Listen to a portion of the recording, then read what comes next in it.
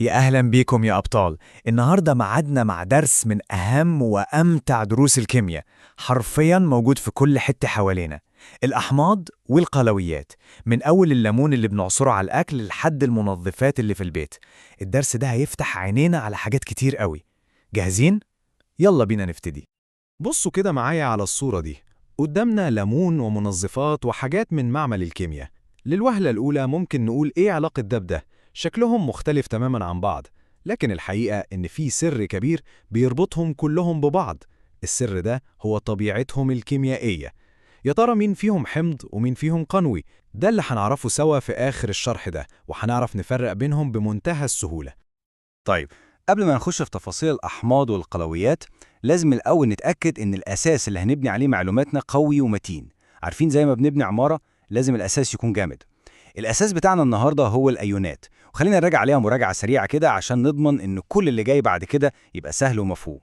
الأيونات دي ببساطة كده نوعين اتنين مفيش تالت ليهم. الأولاني اسمه الكاتيون، وده الأيون الموجب. بيجي منين؟ بيجي لما ذرة فلز تفقد إلكترونات. أما النوع التاني فاسمه الأنيون، وده الأيون السالب، وده بيتكون لما ذرة لا فلز تكتسب إلكترونات. عشان ما ننساهاش، كاتيون موجب أنيون سالب، بسيطة خالص أهي. طيب، وساعات بقى تلاقي مجموعة ذرات كده صحاب قوي يمسكوا في إيد بعض ويتصرفوا كأنهم أيون واحد بفريق واحد وشحنة واحدة. دول بنسميهم المجموعات الذرية. في منهم كتير، بس أنا عايزكم تركزوا قوي قوي على مجموعة معينة النهاردة: مجموعة الهيدروكسيد اللي هي OH نيجاتيف. دي البطلة بتاعتنا في نص الدرس التاني. خلوا عينكم عليها كويس عشان هتقابلنا كتير. ودلوقتي بقى ركزوا معايا، احنا وصلنا لأهم حتة في الدرس كله، القلب بتاع الموضوع، الفكرة اللي لو فهمناها صح الدرس كله هيبقى في جيبنا. السر كله يا جماعة في أيونين اتنين بس، هم دول مفتاح اللغز. مستعدين نعرفهم؟ جه عالم شاطر قوي اسمه أرهينيوس قال لنا: يا جماعة أنا هبسط لكم الموضوع على الآخر. بص، أي مادة تحطوها في المية وتتفكك وتطلع لنا أيونات هيدروجين موجبة H+، دي على طول ومن غير تفكير تبقى حمض. وأي مادة تانية تحطوها في المية وتتفكك وتطلع لنا أيونات هيدروكسيد سالبة OH- اللي لسه متكلمين عنها، دي تبقى قلوي. يعني الخلاصة إيه؟ حمض يعني H+، قلوي يعني OH-. احفظوا الجملة دي زي اسمكم، ده مفتاح الدرس كله. تمام قوي كده، فهمنا التعريف العلمي، بس إزاي بقى نعرفهم بعينينا أو في المعمل؟ يعني لو قدامي كوبايتين فيهم سوائل شفافة، إزاي أعرف مين الحمض ومين القلوي؟ يلا بينا نلعب دور المحققين الكيميائيين ونشوف إيه هي العلامات والخواص اللي بتميز كل واحد فيهم. أول علامة ممكن نميز بيها هي الطعم والملمس. الأحماض معروفة بطعمها لاذع، فكروا كده في طعم الليمون أو الخل. أما القلويات فطعمها بيكون مر قابض كده، وملمسها ناعم ومزفلط زي الصابون. بس هنا لازم نقف وقفة ونقول تحذير مهم جدا جدا: اوعى أبدا تفكر تدوق أي حاجة في المعمل. الكلام ده خطير جدا وممنوع. احنا بس بنربط المعلومة بحاجات من حياتنا اليومية عشان ما ننساهاش.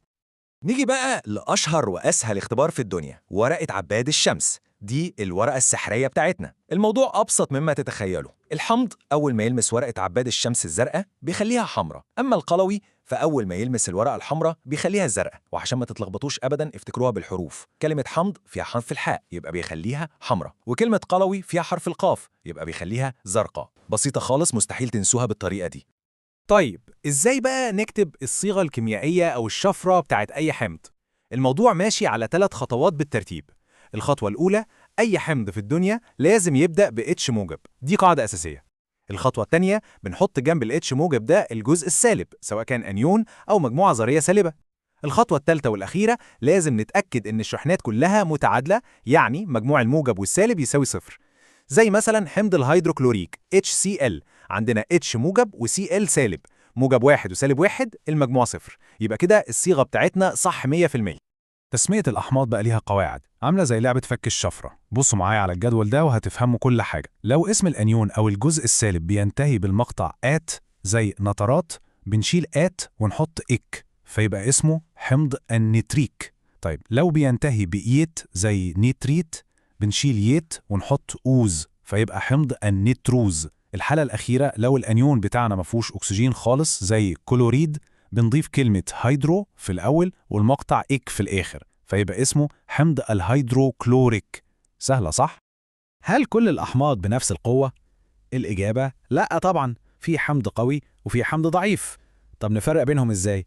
بتجربة بسيطة قوي زي اللي شايفينها دي، بنجيب دايرة كهربائية فيها لمبة.